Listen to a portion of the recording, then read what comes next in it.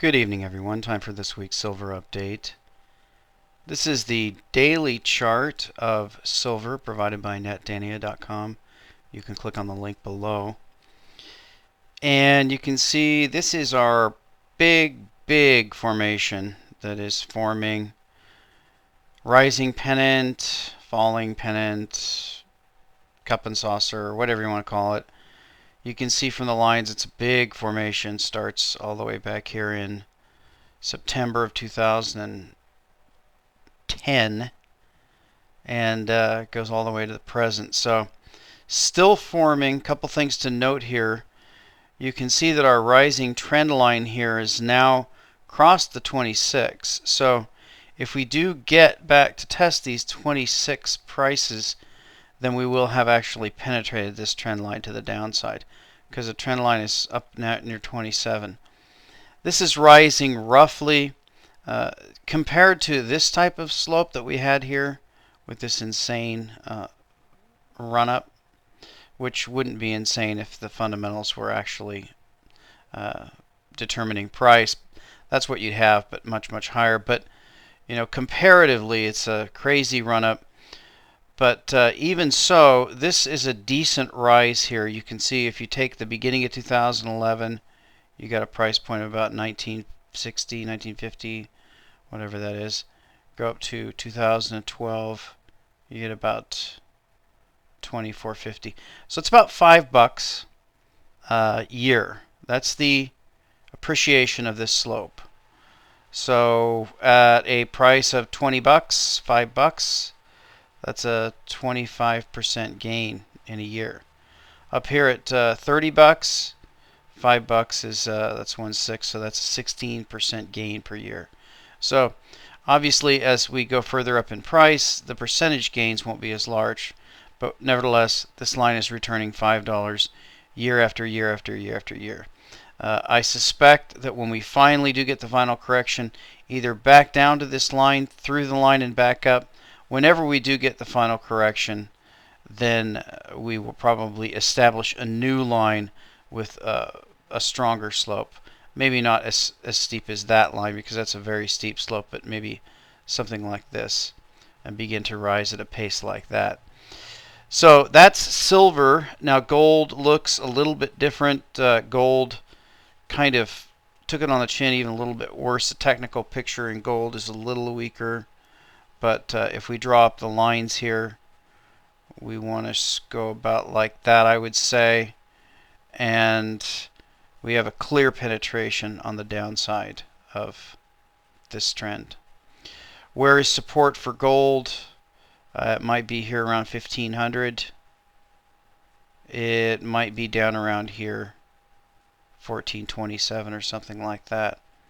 So some potential vulnerability in gold. Of course, at any point it could snap back and rally very strongly into new highs. That's the way bull markets work. They turn on a dime and then they rally very strongly. The MACD shows us still drifting down. We're below the zero line, so we're a little bit oversold. So we'll just have to watch gold. Definitely the gold picture is not as strong as the silver picture, in my opinion, as far as getting near a bottom. Oil is still weak. It's about 95 now from a high of 110, so it's fallen about $15 from the high. Looks like it may be going lower with this cross in the MACD, so looks like this deflation scare thing is still playing out. Maybe that's going to indicate some QE sometime in the summer. That's what people are guessing. Over to the question of the day, and this is from Jake and Callie. He says, "Hi, Brother John. First, thanks for all you do. Hope you're back on the road to health. Regarding your recent video on the Golden Jackass article, gold cover clause, I had a question I'm hoping you could clarify.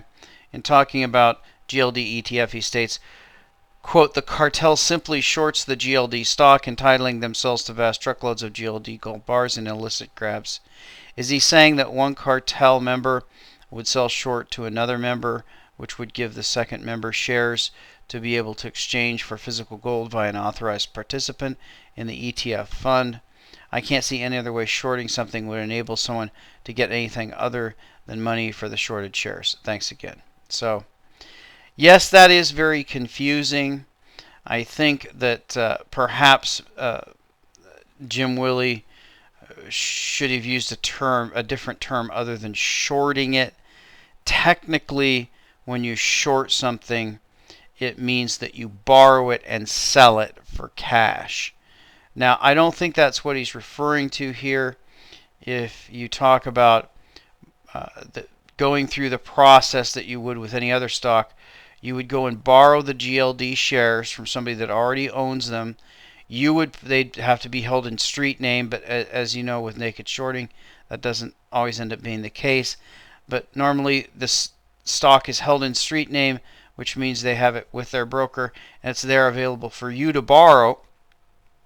So you go and borrow, say, 100,000 shares of GLD stock, and if you were shorting it, you go and sell it and take the cash and wait for it to decline and then buy it back and pay back the loan. But if you didn't decide to sell it, you could actually redeem the GLD, because GLD and SLV are actually redeemable in large amounts. I believe it's 10,000 or something like that. But if you had large amounts, then in theory, if you borrowed the GLD stock, you could take that stock, turn it into the trustee, and get gold bars for it. And then you can either sell those gold bars. Now, eventually, you're going to have to get that GLD stock back, and that complicates a little bit.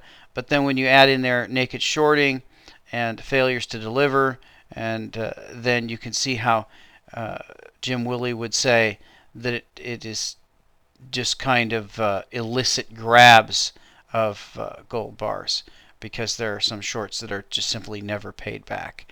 And there are some shorts that are just counterfeit stock.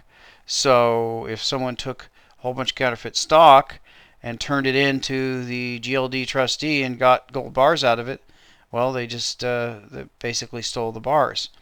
We've seen counterfeit stock in the past. We've seen companies where the float of the stock that's out there, the shorted shares are larger than the float, which is impossible. So there is counterfeit stock out there. It's a huge scandal, and that could be the case as well. So I think that's probably the explanation. Now, the big story of the day is going to be JP Morgan. I just wanted to cover Bix Weir's take on that, and he quotes Jamie Dimon, who says, "I do want to remind you that none of this has anything to do with clients."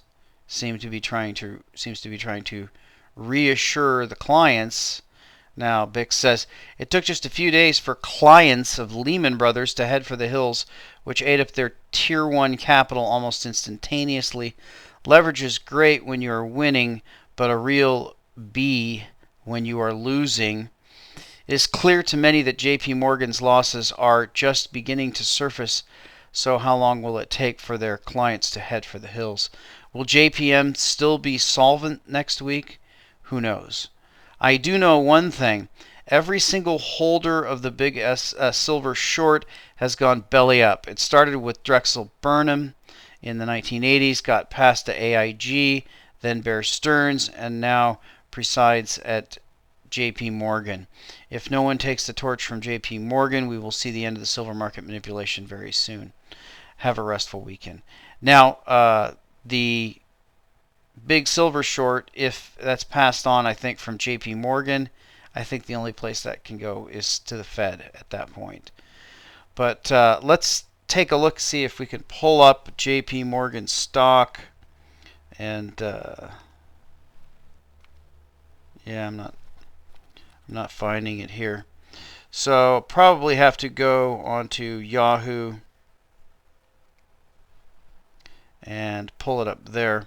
So let's do that, and I want to take a look at the stock, because normally when a company is in trouble, it's going to be indicated in the shares of the stock quite a while before the trouble actually appears, because of course, as we've pointed out from Jesse Livermore, the insiders know and they get out. So we're trading at about, let's see, the close today was, the low was about 36.60. So you can see right in there. So as far as the actual price of the stock, the company does not appear to be in trouble at all. But it's a $141 billion market cap, so doesn't look like it's anywhere near going into bankruptcy or heading that way, even in that direction. So the big issue, again, is how they can lose these billions of dollars. And we have the current regulation, and if you follow the press, and it doesn't really matter if it's the left or the right, I guess, whenever there's a catastrophe, you have a call for regulations. You had Sarbanes-Oxley, and you have the Dodd-Frank, and now the one they're talking about is Dodd-Frank, which I guess the idea is noble, that too big to fail should not exist. It's kind of crazy that you would have these two left-wing loons, Chris Dodd and Barney Frank, coming up with trying to enforce capitalism on the banking sector. But as you know, they're still too big to fail. JP Morgan is too big to fail. If JP Morgan failed, the entire banking system, probably the entire world, would fail. But it's not that hard to segregate them. That's what the original FDIC was for, and the original wall that they built, and I've managed to forget the name because they repealed it, but it was an act to prevent the mixing of client funds and investment funds. Now, we saw in MF Global that they did it anyway, and they probably will do it anyway. So too big to fail is still a reality. JP Morgan is obviously too big to fail. So they pretty much have a free ticket. They have a Federal Reserve put. It basically means that they can gamble and do whatever they want, try to make a big win. If they make a big win, then they split it up in bonuses and pay themselves billions of dollars of bonuses. If they make a big loss, well, they eat it and have some other profits covered. If it's a really, really big loss that's going to take them down, obviously the Fed's going to come in and bail them out. So heads they win, tails you lose, and that's Wall Street for you. So back to the silver chart. We are still testing lows here. We've got a really good price at about 28.82. The low that we touched was that touch point I was looking for exactly. Well, we got a little bit below it.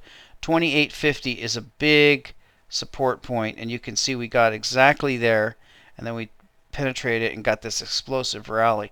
So it appears that a lot of other people are watching that 28.50 point.